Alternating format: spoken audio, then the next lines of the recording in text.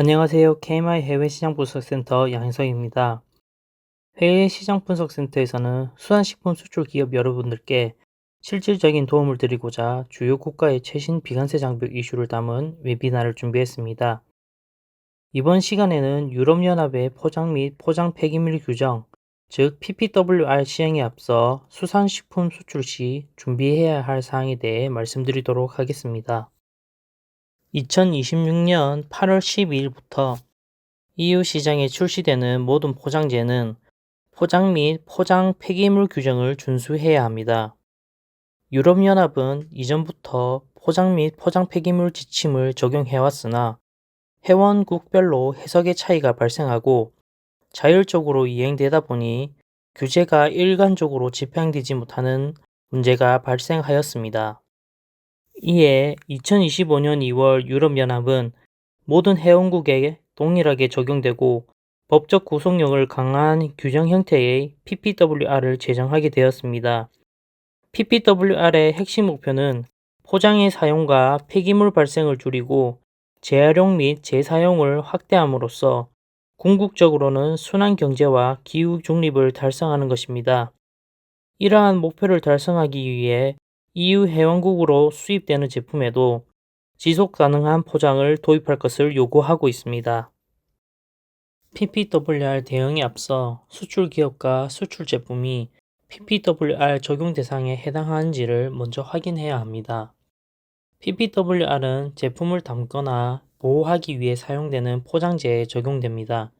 즉, 포장의 기능을 수행하는 재료 또는 물품에 적용되므로 제품의 일부로서 분리되지 않거나 생산 단계에 사용되는 물품은 PPWR이 적용되는 포장재에 해당되지 않습니다. 또한 포장재를 제조하는 업체뿐만 아니라 포장재를 사용한 수산식품 제조업체, 유럽연합 수입업체 등 공급망 전반에 적용되므로 국내 기업 역시 PPWR을 준수하기 위한 철저한 준비가 필요합니다. 특히 수산식품을 제조하여 유럽연합으로 수출하는 업체는 자사 제품에 사용된 포장에 PPWR에 규정된 포장재에 해당하는지 그리고 어떠한 요건을 충족해야 하는지 면밀하게 검토해야 합니다.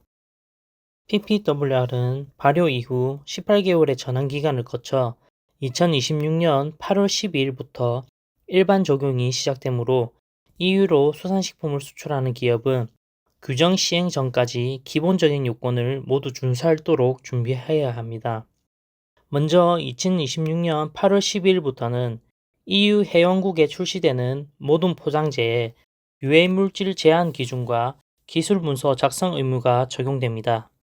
2030년부터는 모든 포장재가 재활용이 가능해야 하며 재활용 기준을 충족하지 못하는 포장재는 더 이상 사용할 수가 없습니다. 또한 폐기물 발생을 줄이기 위해 불필요한 과잉 포장이 규제 대상에 포함됩니다. PPWR 조항별로 시행 시점에 차이가 있고 아직 세부 기준이 확정되지 않아 2026년 8월 시행 이후에도 세부 지침이 지속적으로 마련될 예정입니다. 따라서 수출 기업은 향후 새롭게 마련되거나 구체화되는 규제에 대해 지속적으로 모니터링이 필요합니다. 이제 PPWR의 주요 내용과 준비 사항에 대해 살펴보도록 하겠습니다. 첫 번째로 재활용성을 고려한 포장 설계를 도입해야 합니다. 2030년부터 재활용 가능한 포장을 사용해야 하며 재활용률에 따른 등급이 부여되어 일정 등급 이하의 포장재는 사용이 금지됩니다. 재활용성이 70% 미만인 포장재는 2030년부터 판매될 수 없으며 2038년부터는 80% 미만인 C등급 포장재까지 규제가 확대됩니다. 또한 플라스틱 포장재의 경우 재활용 원료를 일정 비율 이상 반드시 포함해야 합니다. 포장 유형별로 함유 기준의 차이가 있으며 기준 준수 여부를 입증할 수 있는 자료는 반드시 보관해야 합니다. 두 번째로 지속 가능한 포장 방식을 고려해야 합니다. 2030년부터 제품 보호에 필요한 수준을 넘어서는 과도한 포장이 금지됩니다. 포장의 무게와 부피를 최소화해야 하고 불필요한 포장 구성 요소는 허용되지 않습니다. 캔이나 병 등을 묶음으로 포장하기 위해 사용되는 수축 필름과 같은 일회용 플라스틱 포장재, 일회용 비닐봉지 등 특정한 용도와 형태의 포장재는 더 이상 사용이 불가합니다. 이에 따라 규제 시행 전까지 기존의 포장 방식과 구성을 전반적으로 검토할 필요가 있습니다. 세 번째로 PPWR 준수와 관련한 자료를 꼼꼼하게 기록하고 보관해야 합니다.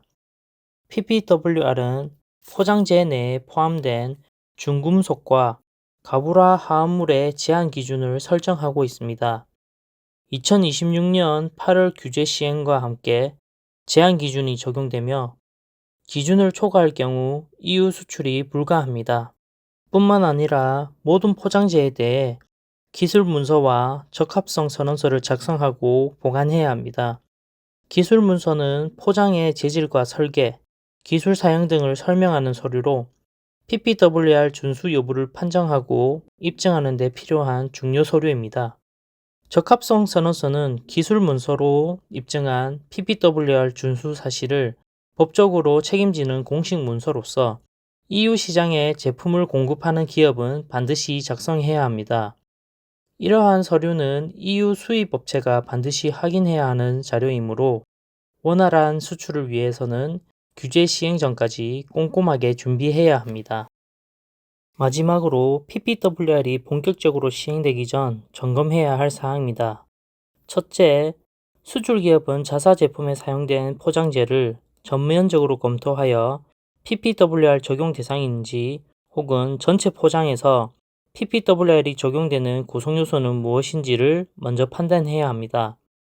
또한 2026년 8월에 기본 조항이 시행됨에도 불구하고 일부 조항은 단계적으로 시행되므로 구체적인 시행 시점을 파악하는 것이 중요합니다. 둘째, 수출 제품의 포장재가 PPWR을 준수하는지 재활용성과 유해물질 기준 충족 여부 등을 면밀하게 검토해야 합니다. 필요시 시험 분석 등을 통해 PPWR 준수에 관한 입증 자료를 준비해야 합니다. 셋째, 기술 문서와 적합성 선언서를 미리 준비하여 바이어 요청에 즉시 대응할 수 있도록 해야 합니다. 포장재 관련 자료는 수산식품 제조업체 차원에서 확보하는 데 어려움이 있으므로 공급망 전반에 긴밀한 협력이 필요합니다. 넷째, 제품 개발 시 지속 가능한 포장 디자인을 고려해야 합니다. EU의 재활용 기준을 충족하는 포장재를 사용하고 쉽게 재활용할 수 있는 포장 방식을 적용해야 합니다. 또 과대 포장이나 불필요한 포장 요소가 포함되어 있는지를 검토하여 필요시 포장 설계를 변경해야 합니다. 유럽연합 PPWR 규제는 제품 설계와 공급망 전반에 영향을 미칠 수 있어 철저한 준비가 필요합니다. 오늘 말씀드린 내용을 바탕으로 유럽연합으로 수출하는 제품의 포장과 PPWR 준비 상태를 점검해 보시기를 권장드립니다. 이상으로 유럽연합 PPWR 주요 내용과 우리 수산식품 수출업계가 준비해야 할 사항에 대해 살펴보았습니다. 시청해 주셔서 감사합니다.